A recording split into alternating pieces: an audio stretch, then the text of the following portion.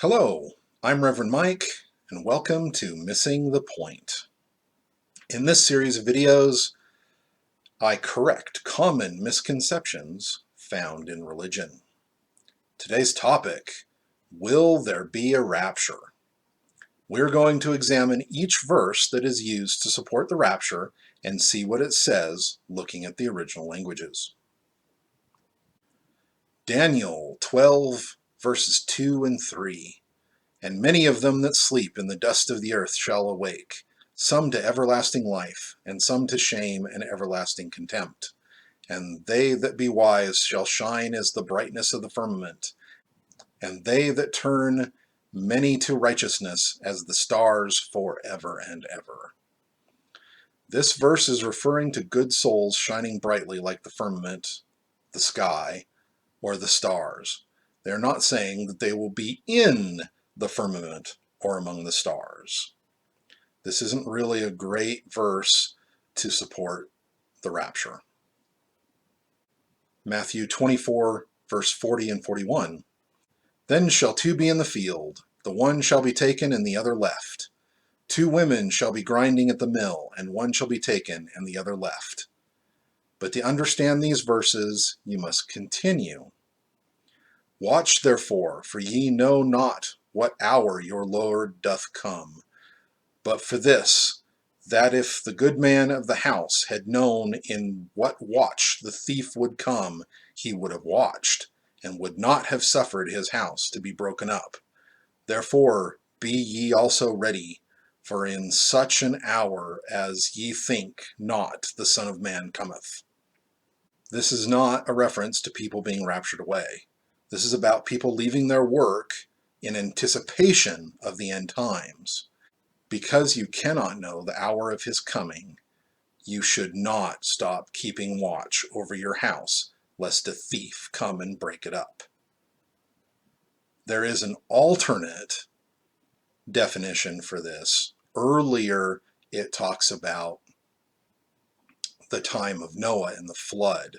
So this could also be an interpretation that in the end times, half the people are going to be killed. But it is not about a rapture because, let's face it, 1 out of 2 people is not going to be raptured up, right? So it would, if it was about a rapture, it would be 10 people in the field and 1 would be taken. Maybe less.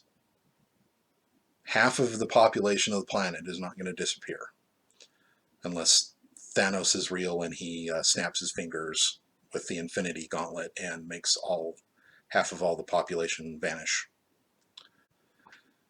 Luke 17, 34 and 35 is a repeat of Matthew 24:40. The verse is about 1 being taken and 1 being left.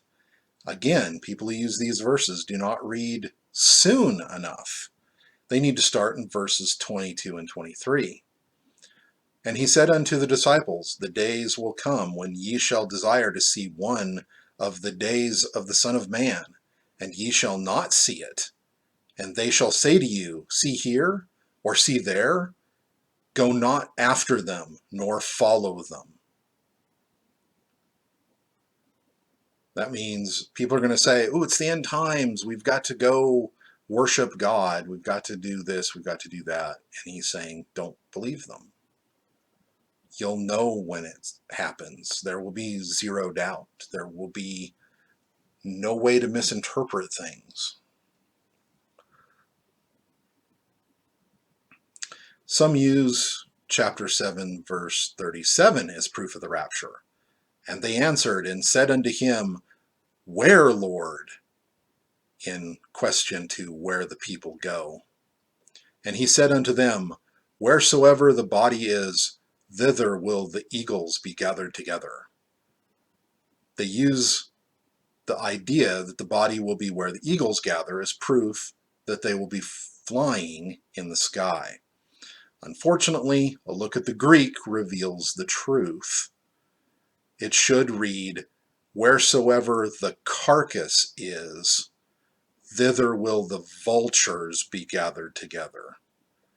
Doesn't sound much like a rapture now, does it? This can either mean the people who leave their work to go find Jesus will die because some mischief will befall them, or it could again be reference to the time of the flood where the tribulation could kill basically 1 out of 2 people. Well, what about John 5, verses 28 and 29? Marvel not at this, for the hour is coming, in the which all that are in the graves shall hear his voice, and shall come forth, they that have done good unto the resurrection of life, and they that have done evil unto the resurrection of damnation. Well, this is about the resurrection of the dead, but there's nothing about being taken up, nothing about being raptured away. 1 Corinthians 15:52-54. In a moment, in the twinkling of an eye, at the last trump, for the trumpet shall sound, and the dead shall be raised incorruptible, and we shall be changed. For this corruptible must put on incorruption, and this mortal must put on immortality. So when this corruptible shall have put on incorruption, and this mortal shall have put on immortality, then shall be brought to pass the saying that is written, death is swallowed up in victory. Again, this is not about being taken up. This is about the resurrection of the dead and translation of the living into spiritual, incorruptible bodies. 1 Thessalonians 4:16-17. For the Lord himself shall descend from heaven with a shout, with the voice of the archangel, and with the trump of God, and the dead in Christ shall rise first. Then we which are alive and remain shall be caught up together with them in the clouds, to meet the Lord in the air, and so shall we ever be with the Lord. This one sounds pretty good for the rapture, but it's about the resurrection. It says, the dead in Christ will rise first, you might say, but it continues, then we which are alive and remain shall be caught up together with them in the clouds. Nothing about some of them being taken up and others being left behind. What about Mark 13:20 and Matthew 24:22? And except that the Lord had shortened those days, no flesh should be saved. But for the elect's sake, whom he hath chosen, he hath shortened the days. Why would he need to shorten the days for the elect's sake if they've already been taken up? If the book of Revelations is a literal account of the end times, the idea of a rapture is destructive. Christians are supposed to be strong. Why do Christians expect to be raptured away, leaving people to suffer and die with no one to teach them the way? Does that sound right to you? Keep in mind that the word rapture does not occur anywhere in the Bible, and most Christians do not realize that the idea of the rapture was not taught in the early church. It was not until John Nelson Darby created it in about 1830, reportedly based on a nightmare, that the idea got any traction.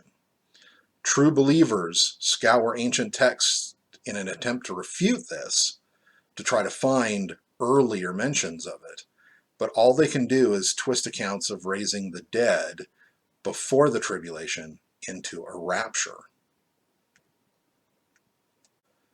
The stories of the tribulation are scary, and no one wants to suffer through them. The idea of flying away might seem comforting, but it is not the truth. I'm sorry, it's not. Fortunately, the end times are not as close as some people say, so there's plenty of time to prepare. Again, should the book of Revelation be literal? Some believe that it is not.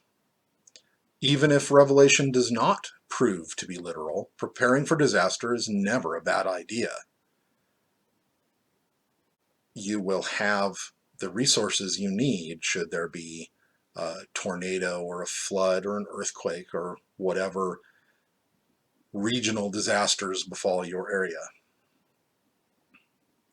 If you want to know more about the end times and how they are not that close, I do have a video, Are We in the End Times?